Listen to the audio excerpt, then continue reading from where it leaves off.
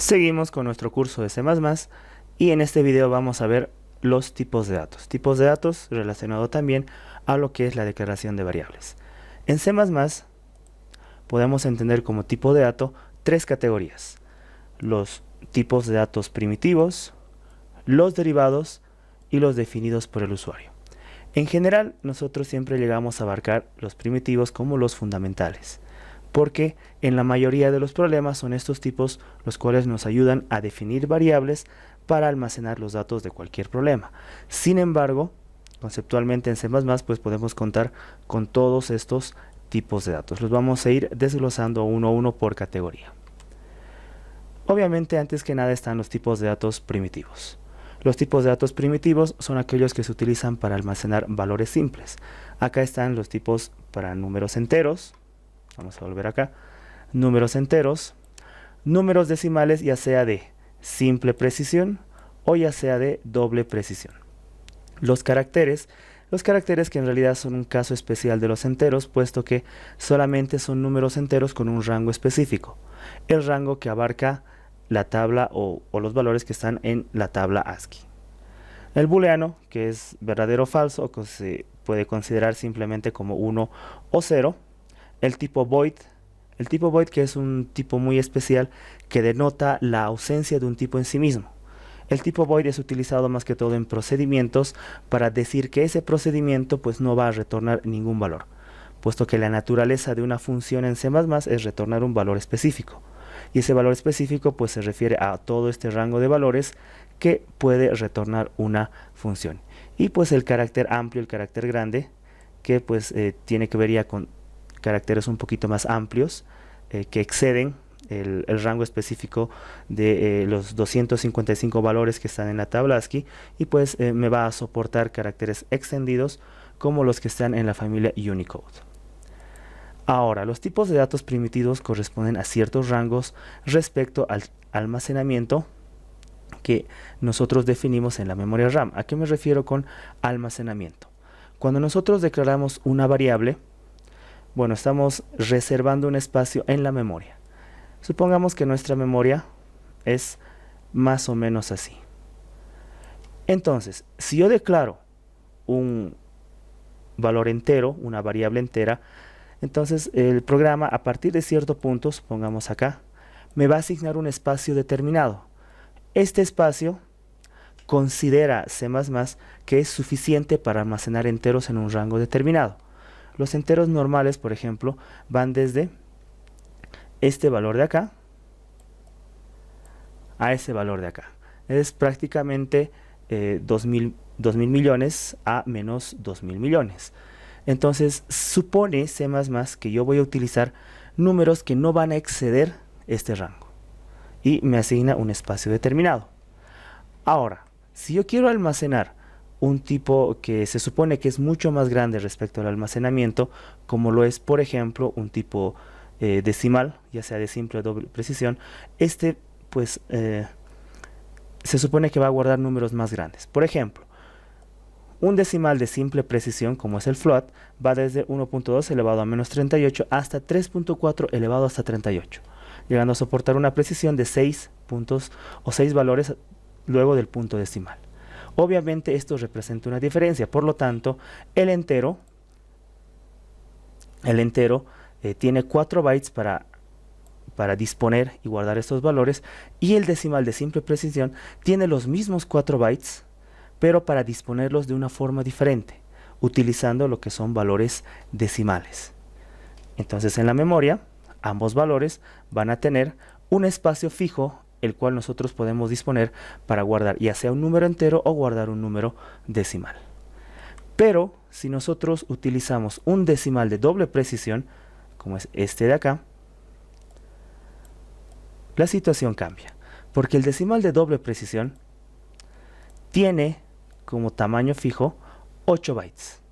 Y son 8 bytes porque, bueno, el número que se supone va a soportar es mucho más grande. Es desde 2.3 elevado a menos 308 hasta 1.7 elevado a 308. Son más de 300 dígitos que puede tener nuestro número, de los cuales 15 están destinados para la parte decimal. Estos 8 bytes ahora van a suponer un espacio mucho más grande dentro de la memoria. Y ese tamaño está reservado ya específicamente para la variable que vaya a tomar ese valor. Entonces, por eso los tipos de datos primitivos tienen un rango fijo. Ese rango fijo tiene que ver con la cantidad de espacio que se va a reservar. Eso está definido en la parte de acá de esta tabla. Y esa cantidad de espacio, pues en esa cantidad de espacio podemos utilizar cualquier valor que esté dentro de este rango permitido. Los tipos de datos derivados ya es algo que va un poquito más allá del uso simple de C++ e implica una colección de datos juntos a la vez para resolver problemas un poquito más complejos. El array es el tipo de dato derivado por excelencia porque es una colección de diferentes elementos almacenados en posiciones de memoria continuas. Es decir, volviendo acá al ejemplo de mi memoria, supongamos que yo tengo que almacenar datos de 100 estudiantes. Entonces no tiene sentido que yo empiece a declarar estudiante 1, estudiante 2, estudiante 3, estudiante 4, etcétera, hasta llegar al estudiante 100. Todos esos datos lo voy a englobar desde una variable, mi variable estudiantes, por ejemplo, que apunte a una posición de memoria y como arreglo, pues defina varios enteros contiguos uno detrás de otro hasta completar la cantidad del array que yo quiero definir. Eso es un tipo de dato derivado array o un arreglo. La idea es representar muchas variables mediante un único identificador. Otros tipos de datos derivados que generalmente no son considerados como tal, pero por definición lo son por ejemplo la función. La función es un tipo de dato derivado. A pesar de que es un bloque de código que puede representar una pequeña parte de un algoritmo, recordemos que la función tiene un identificador. Al tener un identificador, eso implica que mi función, vamos a poner acá la función f, en algún lugar de la memoria va a residir. Y a partir de ese lugar de la memoria va a empezar a ejecutar las instrucciones que están determinadas. A partir de ahí es que se considera la función como un tipo de dato derivado. Y luego tenemos a los punteros y las referencias. Los punteros y las referencias son direcciones o representaciones simbólicas a direcciones en la memoria RAM. Retomando nuevamente mi ejemplo acá, se supone que para la memoria RAM, cada una de estas ubicaciones tiene una dirección. Entonces, esa dirección, que generalmente es un valor hexadecimal, es lo que viene a guardar los punteros o las referencias. Son variables para guardar direcciones de otras variables o lugares específicos en la memoria. Entonces acá puedo tener un puntero específicamente que vaya hacia otra dirección, que almacena otra dirección. Esta puede ser otra dirección de otra variable en la memoria. Finalmente tenemos los tipos de datos definidos por el usuario. C++ nos da la posibilidad de que nosotros podamos crear nuestros propios tipos de datos a partir de ciertas conjunciones de tipos de datos mucho más simples. Por ejemplo, la estructura. La estructura o struct es un tipo de dato definido por el usuario que agrupa datos primitivos y también puede permitir el uso de funciones en su interior. Por ejemplo, acá puedo tener la estructura fracción, una fracción como tal que tiene un numerador, tiene un denominador y también tiene un valor como decimal. La unión es similar al struct, pero es un poco más sencilla, ya que simplemente tiene la relación de que todos los miembros, los que están acá, van a compartir la misma ubicación de memoria, para una referencia mucho más sencilla. El enum es mucho más simple que el struct, que el union, y simplemente te permite agregar nombres a constantes enteros, nada más. Es como una sencilla estructura donde se van a definir constantes que se van a utilizar dentro de un problema en específico para poder referirnos de mejor forma a los términos del problema. Por ejemplo, si en mi problema tengo que modelar algo relacionado a una semana, puedo definir un enum con valores para lunes, martes, miércoles, jueves y viernes. Valores que pues en el problema yo me voy a referir directamente por estos valores para hacer su desarrollo más simple. Ahora, el más complejo de estos tipos de datos es la clase. La clase es el componente básico del paradigma orientado a objetos y define ya toda una relación más compleja entre diferentes elementos de un problema. Por ejemplo, la clase persona. que representaría a todas las personas que serían parte de mi sistema, de mi software, con todos los atributos que yo vaya a identificar. Edad, por ejemplo, nombre, apellido, fecha de nacimiento, etcétera, y las funciones específicas que se van a definir para esa persona. Mostrar, crear, calcular, etcétera, o lo que corresponda. Y también tenemos los typedef, que son formas que C++ nos da para permitir definir explícitamente nuevos nombres a tipos de datos. Eso para nuestra facilidad, y si queremos pues, personalizar la forma en que resolvemos un problema, podemos darle alias a diferentes tipos de datos ya definidos. Por ejemplo, si usamos typedef floatf, podemos definir f como float, y a lo posterior vamos a usar f para referirnos a los floats. O entero igual a int. Cuando declaremos una variable, ya no le vamos a poner int, sino le vamos a poner entero, utilizando esa palabra reservada. La forma de declarar variables en C++ sigue la siguiente sintaxis. Primero, tenemos que declarar el tipo de dato. El tipo de dato se refiere a uno de los tipos de datos anteriormente mencionados, aunque esta sintaxis es más para los tipos de datos primitivos, ya que los demás tipos de datos pues tienen algunas cuestiones adicionales que iremos viendo más adelante. Entonces acá nosotros definiremos primero nuestro tipo de dato. A continuación, seguido de un espacio, podemos definir el identificador de nuestra variable, si es que vamos a definir solamente una, o si queremos definir varias variables de un mismo tipo, podemos hacerlo separando acá por una coma cada una de las variables que nosotros queremos definir. También podemos inicializar nuestras variables dándoles un valor constante, al menos en la primera etapa de su definición, ya que luego lo podemos ir modificando. Los identificadores son los nombres de las variables. Los identificadores son los nombres únicos que deben tener las variables. Pueden ser nombres cortos, que es lo común en problemas sencillos como X, Y, Z, o nombres más descriptivos, lo más recomendable en problemas más complejos, que se refieran a lo que va a ser la variable: edad, suma, volumen, por ejemplo, o total. Para los identificadores, nosotros podemos utilizar letras, podemos utilizar dígitos y podemos utilizar guiones bajos.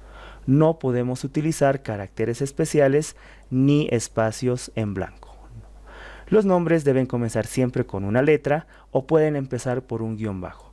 Luego de la letra o el guión bajo pueden seguir recién los dígitos. Los nombres son case sensitive, es decir, distinguen entre mayúsculas y minúsculas, por lo que myvar con V mayúscula y myvar con V minúscula serán variables diferentes. No podemos utilizar palabras claves como nombres de variable. Palabras claves o palabras reservadas son los nombres específicos que se usan en C++. Int, float, double, for, if, else, por ejemplo, son palabras reservadas que no podemos utilizar para definir nuestros identificadores. Las constantes, bueno, no son variables, pero sí tienen que ver o se relacionan con la definición de las variables, porque son una forma especial de definición donde lo que se va a declarar, la variable que se va a declarar, no puede cambiar su valor. De ahí el nombre de constante. En C++ la forma de definir una constante es, al momento de declarar la variable, antecederla por la palabra reservada const. Y obligatoriamente acá se tiene que asignar un valor constante. Si no se asigna un valor constante, a posterior no se puede cambiar su valor. Un detalle que no es propio de C++, pero que se ha utilizado de lenguajes antecesores, es, bueno, confundir la definición de macros como constantes. Si bien funciona de una manera similar, en realidad no es una constante. Recordemos, en un video anterior hablamos sobre la directiva de preprocesador, el define, y el define se puede utilizar para simular lo que sería una constante. Define con el identificador constante, y bueno, al momento de preprocesar el código, este identificador se va a reemplazar por valor, y de esa manera pues podría funcionar algo similar a lo que es una constante, pero esta no es una forma de definir una constante. Simplemente es una directiva de preprocesador para definir un valor clave que se va a reemplazar con algún valor específico. Bueno, vamos a ver un código de ejemplo que lo tenemos ya preparado acá. Acá tenemos la definición de algunos enteros. X, acá estoy leyendo el valor de X desde teclado, declaro dos enteros acá, y igual a 0 y distancia igual a 100. Cuando tengo variables que son del mismo tipo y pues están declaradas en diferentes líneas, lo que yo puedo hacer es juntarlas a partir de separarlos por una coma. Y pues no importa donde yo las declare, igual las puedo juntar. ¿Cómo lo voy a hacer? Acá arriba. Ahí está, mucho mejor de esa forma. Las recomendaciones de buenas prácticas siempre me dice que al momento de declarar una variable, yo debo asignarle un valor. Y si es que no sé qué valor yo le voy a asignar, pues me recomiendan que yo le asigne un valor de 0. Eso, pues acá lo estoy viendo porque pues acá voy a leer directamente el valor de x. Aunque si sigo las buenas prácticas, puedo definir acá el valor inicial de x en 0 sin importar de que acá yo lo vaya a obtener desde teclado. Eso es simplemente cuestiones de buenas prácticas y también de seguridad en el manejo de variables. Los valores decimales puede ser de float, simple precisión, y el double, doble precisión. Un valor constante es lo que tenemos acá. Valor constante decimal que se llama pi y tiene asignado directamente este valor.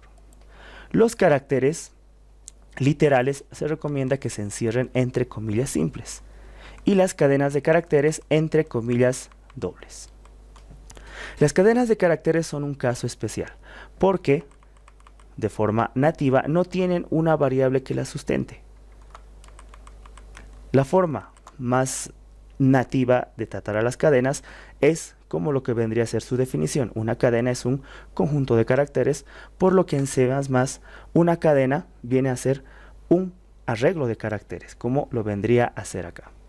Sin embargo, obviamente esto trae muchas implicancias al momento de trabajar, por lo que en C++ en el std se ha creado lo que es el string. Esto tranquilamente se puede definir de esta forma. Sin embargo, hay que tomar acá en cuenta algo. El string no es un tipo de dato de C++. No lo es, ni siquiera primitivo, ni siquiera compuesto, sino que es un objeto de la clase string que ha sido introducido en la std para facilitarnos el manejo de cadenas. Y pues que en realidad la hace porque es muy sencillo manejar cadenas con ese objeto, que también lo veremos más adelante. Pues acá tenemos como salida cada una de nuestras variables y vamos a ver cómo funciona este código. Ejecutamos. Muy bien, acá en la línea 5 se nos espera que introduzcamos un valor. Pues acá tenemos todos nuestros valores. Los enteros, decimal de simple precisión, decimal de doble precisión, valor constante, un carácter y una cadena como pues un arreglo de caracteres. Recordemos que esto de acá pues no se puede modificar. Si yo intento acá modificar el valor de pi, de antemano C++ me va a decir que no puedo hacerlo, porque estoy intentando realizar una asignación a una variable que es de solo lectura. Solo lectura, eso implica que pi no puede ser modificada. Esa es la cualidad de seguridad que tiene el uso de la palabra reservada const para definir constantes en C++. Y bueno, pues de esta forma se declaran variables en C++, que las variables pues son el elemento principal para guardar datos dentro del programa y poder resolver así cualquier problema.